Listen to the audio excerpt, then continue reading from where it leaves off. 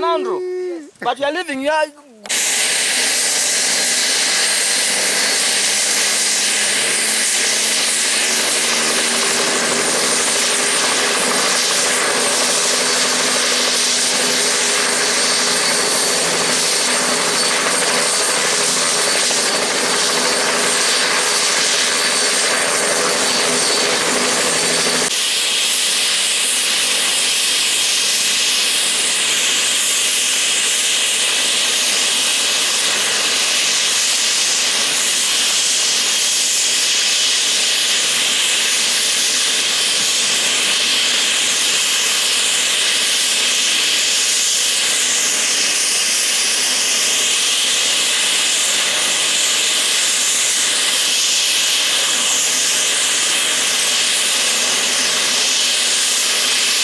School started in 1911. I was born in 1912, so I am almost as older as this school.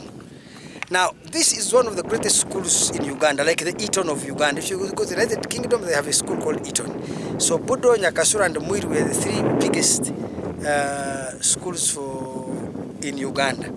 So you can see Mwiri produced the greatest president Uganda has ever had, Milton Obote. Do you guys know him? Yeah. Yes, and he was really the most effective administrator, Milton Obote, and he was my very good friend. Me and Obote stayed together in Willis house. You know that. Obote was in Willis and I was also in Willis. Now, MOBA is Mwiri Old Association. The aim of this association is not only to keep us socially in touch, but always keep us in contact with the school so that we can know its problems, its challenges, and provide solutions and emotional, intellectual, and financial support to ensure that this school keeps running. Of course, we have been very unsuccessful because when I look at the school, the buildings are dilapidated. I have visited my Willis house, it looks disastrous.